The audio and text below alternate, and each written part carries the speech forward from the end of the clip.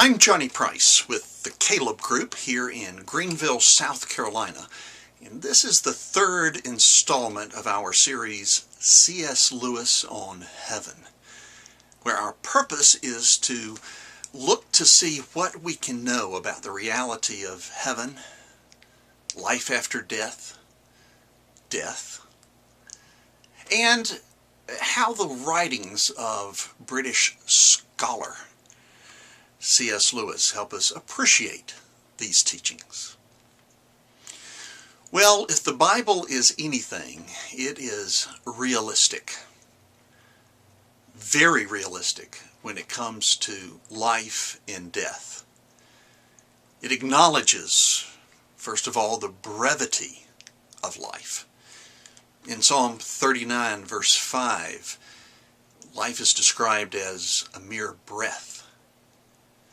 Psalm 103 says that it is like grass or flowers that flourish, and then the wind comes along and they are no more. James 4:14 describes life as a vapor. There is an illusion of longevity. When you're 2 years old, 1 year is 50% of your life. When you're 50 years old, 1 year is 2% of your life. The illusion of longevity begins to fade. The scriptures are also very aware of the fear of death that many people have. The psalmist in Psalm 55 verses 4 and 5 says, "My heart is in anguish within me, and the terrors of death have fallen upon me." There is a psychological condition called necrophobia. And the scriptures write about that as well. In Hebrews, the 2nd chapter and the 15th verse, it says that one of the reasons that Jesus came was for those who through fear of death were subject to slavery all their lives. It's like Woody Allen said, "I'm not afraid to die, I just don't want to be there when it happens." Another struggle that people have with death is the fact that eventually nobody is going to remember them. Again, Ecclesiastes, the very first chapter, 11th verse, says, "There is no remembrance of men of old, and even those who are yet to come will not be remembered by those who follow." Many of us remember our grandmothers. A few of us remember our great-grandmothers. Our great-great-grandmothers? No, we don't think about it. I remember being in Charlotte, North Carolina one time at a little church that had its own cemetery.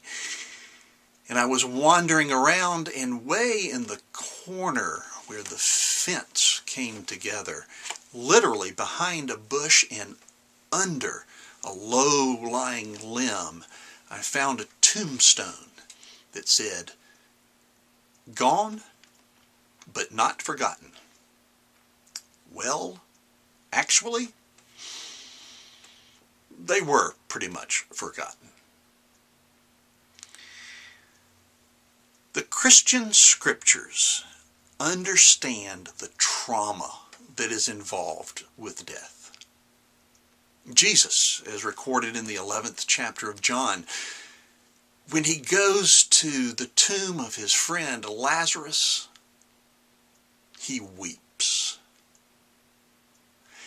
And yet, we are also told by Paul in 1 Thessalonians 4:13 that yes, we grieve, but not as those who have no hope. C.S. Lewis experienced such grief, but not as one who had no hope, at least eventually not. C.S. Lewis in 1956 married an American writer, Joy Gresham, who was 17 years his junior, and who died 4 years later of cancer at the age of 45.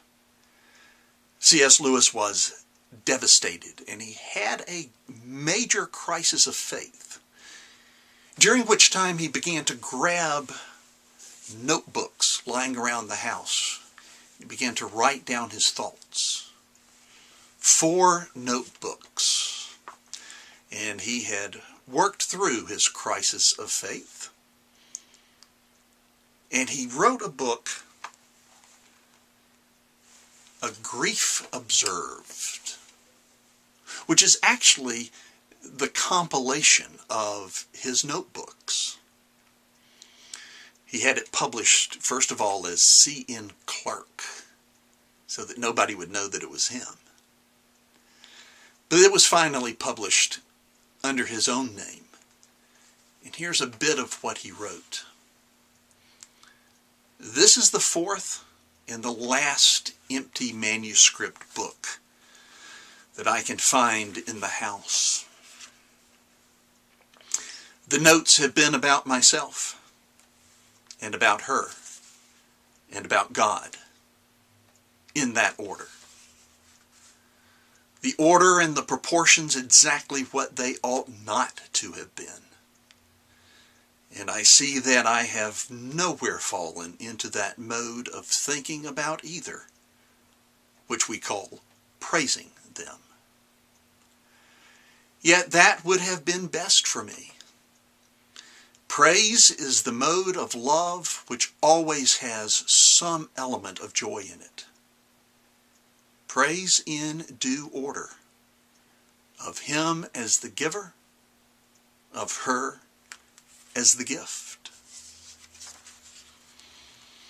Once, very near the end, I said, if you can, if it is allowed, come to me when I too am on my deathbed. Allowed, she said. Heaven would have a job to hold me, and as for hell, I'd break it into bits. There was a twinkle as well as a tear in her eye.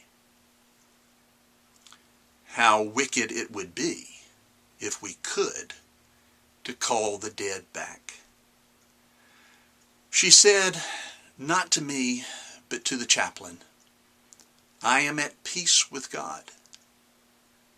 She smiled, but not at me. Christians certainly deal with death, the death of a loved one, the anticipation of our own, with grief. We grieve, but not as those who have no hope. And our hope is heaven.